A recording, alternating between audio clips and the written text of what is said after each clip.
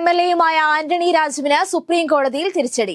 തൊണ്ടിമുതൽ കേസിൽ തുടർ നടപടിയാകാമെന്ന് സുപ്രീം കോടതി ഉത്തരവിട്ടു. കോടതിയുടെ പരിഗണനയിലുണ്ടായിരുന്ന തൊണ്ടിമുതലിൽ കൃത്രിമം കാണിച്ച് പ്രതിയെ അന്ന് അഡ്വക്കേറ്റായിരുന്ന ആന്റണി രാജു രക്ഷപ്പെടുത്തിയെന്ന കേസിലാണ് കോടതി ഉത്തരവ്. പ്രതി വിചാരണ നേരിടണമെന്നും 1 വർഷത്തിനുള്ളിൽ വിചാരണ പൂർത്തിയാക്കണമെന്നും കോടതി നിർദ്ദേശം നൽകി. ആന്റണി രാജു അടക്കം പ്രതികൾ അടുത്ത മാസം 20-ന് വിചാരണ കോടതിയിൽ ഹാജരാകണമെന്നും സുപ്രീം കോടതി നിർദ്ദേശിച്ചു. പാലക്കാട് വിധി നിർണയിച്ചു കഴിഞ്ഞു. നാടിളക്കി പ്രചാരണം നടത്തിയിട്ടും പാലക്കാട് ഉപതെരഞ്ഞെടുപ്പ് പോളിംഗ് മന്ദഗതിയിലായിരുന്നു. ആദ്യ മണിക്കൂറിലെ തിരക്ക് പിന്നീട് ബൂത്തുകളിൽ ഉണ്ടായിരുന്നില്ല. മണ്ഡലത്തിൽ വോട്ടിംഗ് സമാധാനപരമായിരുന്നു. ഇരട്ട വോട്ട് CPIM ഉയർത്തിയെങ്കിലും ബൂത്തുകളിൽ തർക്കങ്ങൾ ഉണ്ടായിരുന്നില്ല. CPIM നേതാക്കളായ കേന്ദ്ര കമ്മിറ്റി അംഗം AK ബാലൻ, NN Krishnadas, Congress MP Shafi Parambil, NDA സ്ഥാനാർത്ഥി C കൃഷ്ണകുമാർ എന്നിവർ രാവിലെ ബൂത്തുകളിലെത്തി വോട്ട് ചെയ്തു. പാലക്കാടിന്റെ മണ്ണും മനസ്സും രാഹുൽ മാങ്കൂട്ടത്തിനൊപ്പമെന്ന ഷാഫി പറമ്പിൽ MP. നല്ല ഭൂരിപക്ഷത്തിൽ രാഹുൽ ജയിക്കും. പാലക്കാടിലേത് കേരളം ആഗ്രഹിക്കുന്ന വിധിയാകും. നിയമസഭയ്ക്കകത്തും പുറത്തും ഉറച്ച ശബ്ദമായി മാറാൻ രാഹുൽ മാങ്കൂട്ടത്തിന് സാധിക്കും. LDF-ന് നല്ലത് ബൂമറാങ് ചിഹ്നമായിരുന്നുവെന്നും സരിന്റെ സ്ഥാനാർത്ഥിത്വത്തെ പരിഹസിച്ച് ഷാഫി പറഞ്ഞു. എല്ലാ വിവാദങ്ങളും അവർക്ക് തിരിച്ചടിയായി. പത്രപരസ്യം ഉൾപ്പെടെ LDF-ന് തിരിച്ചടിയായെന്നും ഷാഫി പറമ്പിൽ കൂട്ടിച്ചേർത്തു. പാലക്കാട് ഉപതെരഞ്ഞെടുപ്പിൽ രാഹുൽ മാങ്കൂട്ടത്തിൽ വമ്പിച്ച ഭൂരിപക്ഷത്തോടെ വിജയിക്കുമെന്ന് കോൺഗ്രസ് നേതാവ് രമേശ് ചെന്നിത്തല. CPIM-നോട് സഹതാപമാണ്. CPIM വർഗീയ കോമരങ്ങളെ പോലെ പ്രവർത്തിക്കുകയാണ്. വർഗീയത ആളിക്കത്തിച്ച് തെരഞ്ഞെടുപ്പിൽ ജയിക്കാമെന്ന് കരുതേണ്ടെന്നും ജനങ്ങൾ പരാജയപ്പെടുത്തുമെന്നും ചെന്നിത്തല പറഞ്ഞു. സമസ്ത അധ്യക്ഷൻ ജിഫ്രി മുത്തുക്കോയ തങ്ങളുമായി കൂടിക്കാഴ്ച നടത്തി സന്ദീപ് വാര്യർ. മലപ്പുറം കഴിശ്ശേരിയിലെ ജിഫ്രി തങ്ങളുടെ വീട്ടിലെത്തിയാണ് സന്ദീപ് വാര്യർ കൂടിക്കാഴ്ച നടത്തിയത്. തുടർന്ന് ഇന്ത്യൻ ഭരണഘടനയുടെ കയ്യെഴുത്തു പതിപ്പ് സന്ദീപ് വാര്യർ ജിഫ്രി തങ്ങൾക്ക് കൈമാറി. കോൺഗ്രസ് സന്ദീപ് വാര്യരെ സ്വീകരിച്ചുവെന്നും അത്തരത്തിൽ സ്വീകരിക്കേണ്ടത് തന്നെയായിരുന്നുവെന്നും കൂടിക്കാഴ്ചയ്ക്ക് ശേഷം ജിഫ്രി മുത്തുക്കോയ തങ്ങൾ പറഞ്ഞു. സമസ്ത മതസൗഹാർദ്ദത്തിന് ഊന്നൽ നൽകുന്ന സംഘടനയാണ്. ഇവിടെ ഏതെങ്കിലും തരത്തിലുള്ള വിഭാഗീയത വളർത്തുന്നതിനെ സമസ്ത പങ്കുവഹിച്ചിട്ടില്ല. അത്രയധികം തുറന്ന പുസ്തകമാണ് സമസ്തയുടെ ചരിത്രം. എല്ലാ രാഷ്ട്രീയ പാർട്ടികളും അംഗീകരിക്കുന്ന നയങ്ങളാണ് സമസ്ത സ്വീകരിച്ചു വരുന്നതെന്നും തങ്ങൾ പറഞ്ഞു.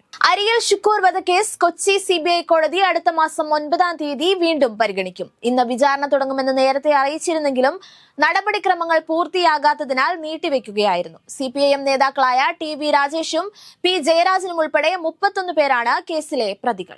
ADMK നവീൻ ബാബുവിന്റെ മരണത്തിൽ ജില്ലാ പഞ്ചായത്ത് മുൻ പ്രസിഡന്റ് PP ദിവ്യക്കെതിരെ മനുഷ്യാവകാശ കമ്മീഷന് റിപ്പോർട്ട് നൽകി കളക്ടറും സിറ്റി പോലീസ് കമ്മീഷണറും. പൊതുപ്രവർത്തകൻ ദേവദാസ് തള്ളാപ്പ് നടത്തിയ പരാതിയിലാണ് കമ്മീഷൻ ഇരുവരിൽ നിന്നും റിപ്പോർട്ട് തേടിയത്. ദിവ്യ യാത്രയയപ്പ് ചടങ്ങ് അലങ്കോലപ്പെടുത്തിയെന്നും ADM-നെ അധിക്ഷേപിച്ച് മടങ്ങിയെന്നും കളക്ടർ അരുൺ K വിജയന്റെ റിപ്പോർട്ടിൽ പറയുന്നു. തൈക്കാട് സ്ത്രീകളുടെയും കുട്ടികളുടെയും ആശുപത്രിയിൽ മുന്നറിയിപ്പില്ലാതെ സന്ദർശനം നടത്തി ആരോഗ്യവകുപ്പ് മന്ത്രി വീണ ജോർജ്. രാവിലെ 10:30-ക്ക് ആശുപത്രിയിലെത്തിയ മന്ത്രി 2 മണിക്കൂറോളം ആശുപത്രിയിൽ ചെലവഴിച്ചു. ജീവനക്കാരുമായും രോഗികളുമായും കൂട്ടിരിപ്പുകാരോടും മന്ത്രി സംസാരിച്ചു. രോഗികൾ ചൂണ്ടിക്കാട്ടിയ പ്രശ്നങ്ങൾ പരിഹരിക്കാൻ മന്ത്രി നിർദ്ദേശം നൽകി. ഡ്രൈവിംഗ് ടെസ്റ്റ് പാസ്സായാൽ അന്നു തന്നെ ഡിജിറ്റൽ ലൈസൻസ് ഡൗൺലോഡ് ചെയ്യാമെന്ന് മന്ത്രി KB ഗണേഷ് കുമാർ. പോലീസ് ആയാലും MVD ആയാലും ചോദിച്ചാൽ ഫോണിലെ ഡിജിറ്റൽ ലൈസൻസ് കാണിച്ചു കൊടുത്താൽ മതി.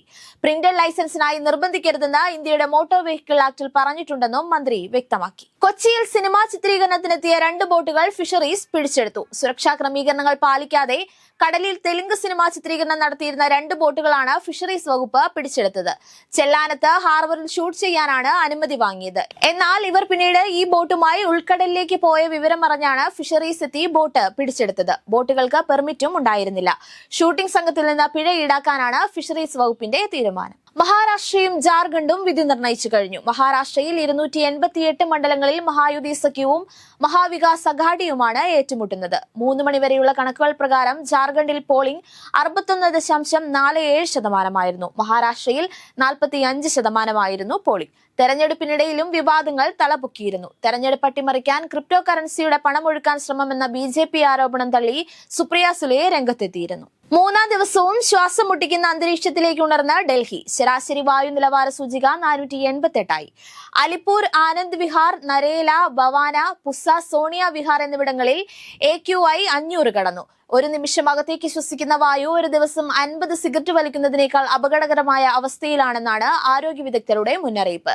അതുകൊണ്ട് തന്നെ ശ്വാസതടസ്സം ഉൾപ്പെടെയുള്ള ലക്ഷണങ്ങളുമായി എത്തുന്ന രോഗികളുടെ ചികിത്സയ്ക്കായി പ്രത്യേക സംവിധാനം ഒരുക്കണമെന്നും സർക്കാർ ആശുപത്രികൾക്ക് നിർദ്ദേശം നൽകിയിട്ടുണ്ട്. മണിപ്പൂരിൽ കുക്കീസ് ആയുധ ഗ്രൂപ്പുകൾക്കെതിരെ മേയ്തേയ് പൗരസംഘടനകൾ നിലപാട് ഘടിപ്പിക്കുന്നു. കുക്കീസ് ആയുധ ഗ്രൂപ്പുകളെ അടിച്ചമർത്തിയാൽ മതിയെന്ന മണിപ്പൂർ മുഖ്യമന്ത്രി ബീരൻ സിംഗിന്റെ അധ്യക്ഷതയിൽ ചേർന്ന NDA MLA-മാരുടെ യോഗത്തിലെ നിർദ്ദേശത്തെ ഇവർ എതിർത്തു. സായുധ സംഘടനകളുമായുള്ള സമാധാന കരാർ പിൻവലിക്കണമെന്ന ആവശ്യം തങ്ങൾ നേരത്തെ ഉന്നയിച്ചത് ഇവർ ചൂണ്ടിക്കാട്ടി. ദക്ഷിണ അമേരിക്കൻ രാജ്യമായ ഗയാനയിൽ പ്രധാനമന്ത്രി നരേന്ദ്രമോദിക്ക് ഊഷ്മള സ്വീകരണം.